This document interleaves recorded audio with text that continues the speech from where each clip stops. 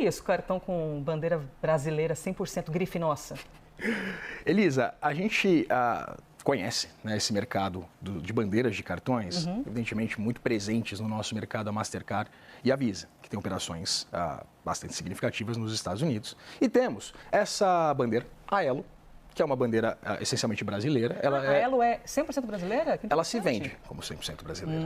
E aí que mora o pulo do gato, que Fernando Nakagawa, nosso querido editor de economia, âncora lá no Money, nosso analista de economia aqui da CNN Brasil, aí que ele aí que mora o perigo, é um homem atento. Ele foi dar uma olhadinha aqui nas disposições gerais dos termos do funcionamento da Elo. Maravilhoso. A Elo diz, aqui na página 177, que os participantes do sistema devem observar sanções, abre aspas aqui, sanções como aquelas administradas pelo Departamento de Gabinete do Tesouro dos Estados Unidos e da Organização das Nações Unidas, e que diz que esse trecho trata da prevenção a ilícitos cambiais, lavagem de dinheiro e combate ao financiamento ao terrorismo.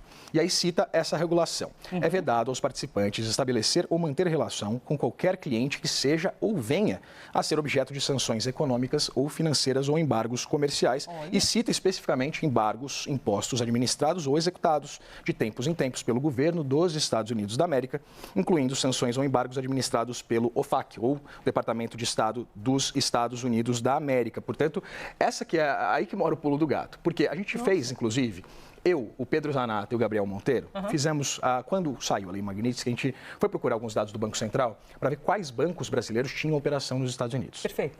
A instalação seja de agência, seja de algum tipo de subsidiária. Os maiores bancos privados e o Banco do Brasil têm operações nos Estados Unidos. Itaú, Bradesco, o Santander, o Banco do Brasil, eles têm essa operação e aí ficavam sujeitos, né, teoricamente, à aplicação da Lei Magnitsky. No dia em que houve aquela decisão do ministro Flávio Dino, que não tinha nada a ver, inclusive, né, sim, com a Magnitsky, que era uma discussão a respeito da Samarco. Pois é.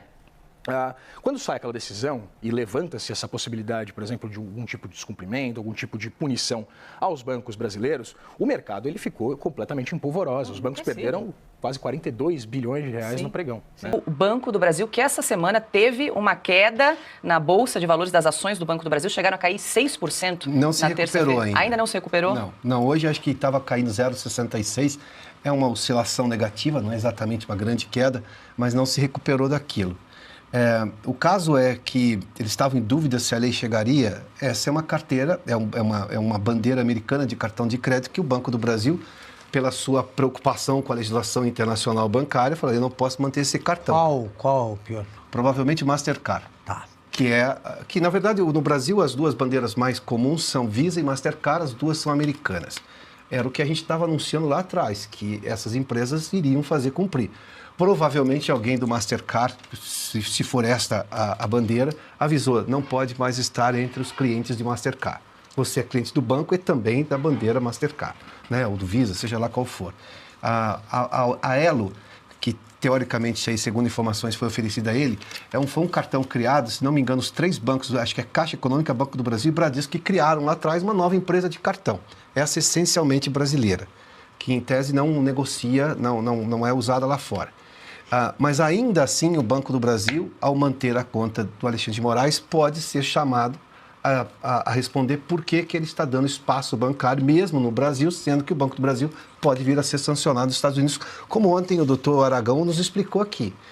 Mas isso já é um sinal. O banco deixou muito claro, a nota do Banco do Brasil ontem, eu li um trecho, dizia o seguinte, seguimos toda a legislação brasileira, claro, está no Brasil, e também vivia em conformidade com a legislação internacional. A legislação internacional, nesse caso, é Basileia, né? A lei da Basileia, a questão da Basileia, o sistema SWIFT na Bélgica e, especificamente, a legislação americana, porque o BB Américas está lá. O fato do ministro Alexandre de Moraes e as discussões, a Magnitsky vale ou não, esse é o assunto do Supremo, né? Que fez o Flávio Dino se manifestar e derrubar a cotação dos bancos aqui na Bolsa de Valores de São Paulo. Se a lei Magnitsky podia ser aplicada ou não, se a legislação brasileira estava acima ou não. A questão é que, até agora, o ministro do Supremo, nem o Alexandre de Moraes, nem outros ministros, e tampouco o Supremo como entidade, se preocupou em dizer por que eles têm um ministro que foi acusado gravemente e condenado, porque a lei já foi aplicada nesse aspecto, por grave violação dos direitos humanos. Eu tenho um ministro do Supremo que, sim, está ao lado da escória mundial acusado claramente de violar os direitos humanos. E a explicação que deveria ser dada, inclusive pela imprensa amiga do Supremo, que fica toda hora poupando, é: por que então os americanos chegaram a essa conclusão?